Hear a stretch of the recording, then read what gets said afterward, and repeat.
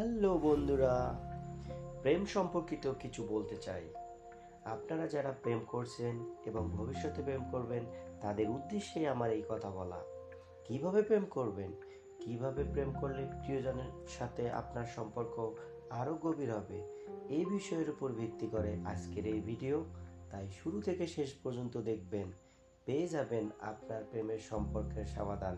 তাই আর দেরি না করে শুরু করা যাক।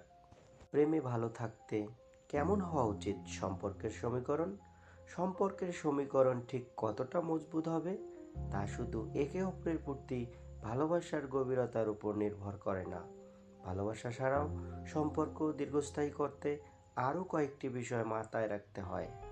তাই আসুন কয়েকটি বিষয়ের উপর আলোকপাত করি। প্রেম বলে কয়ে আসে না। কখন কিভাবে প্রেমের জোয়ারে হাবুডুবু খাবে মন, তা কি করে আগে থেকে বলা সম্ভব? তবে প্রেম সব সময় মধুর, আর প্রেমের প্রথম অনুভূতি আলাদা সব সময়েই। ভালোবাসার মানুষের জন্য বুক দুরু দুরু, নতুন নতুন উপহার দিয়ে চমকে দেওয়া।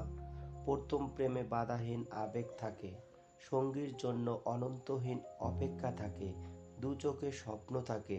প্রেম যত পুরাতন হয় ততই উচ্ছ্বাস কমে, অভিজ্ঞতার ভারে তার ভিত আরো মজবুত, পাকাপোক্ত হয়। সম্পর্কের সমীকরণ ঠিক কতটা মজবুত হবে তা শুধু একে অপরের প্রতি ভালোবাসার উপর নির্ভর করে না। ভালোবাসা ছাড়াও সম্পর্কের দীর্ঘস্থায়ী করতে আরো কয়েকটা বিষয় মাথায় রাখতে হয়। তো কয়েকটি কৌশল হয়ে উঠতে পারে প্রেমের আরো পাকাপোক্ত করার চাবিকাঠি। সম্পর্কের সময় দেওয়া জরুরি, সে নতুন হোক বা পুরাতন। সম্ভব হলে দিনে অন্তত একবার দেখা করার চেষ্টা করুন। সেই সময় নিজের সমস্যা, পেশাগত জটিলতার কথা নয়, শুধু ভালোবাসার কথা বলুন। একে অপরের জন্য স্বার্থ ত্যাগ করা খুব জরুরি। মনে অভিমান পুষে রেখে সম্পর্কের আরো জটিল করা কোনোভাবেই উচিত নয়। দরকার হলে একে অপরের সঙ্গে খোলাখুলি কথা বলুন, নিজের পছন্দ অপছন্দগুলো নিয়ে আলোচনা করুন। পারস্পরিক বোঝাপড়া খুবই জরুরি। ভুল বোঝাবুঝি যত কম হবে ততই সম্পর্কের আরও গভীর হবে।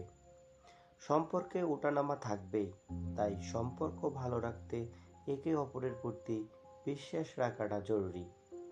যে কোনো সম্পর্কে পরস্পরের প্রতি সম্মান থাকাটা অত্যন্ত জরুরি। ভালো লাগা, আলাদা হওয়া অস্বাভাবিক নয়। পরস্পরের পছন্দ অপছন্দগুলোকে মর্যাদা দিন, দুজনেই তাদের ভাবনাগুলো ভাগাভাগি করে নিন। তাহলে দেখবেন সম্পর্ক কত সুন্দর, আরো মধুময় হয়ে উঠবে আপনাদের জীবন।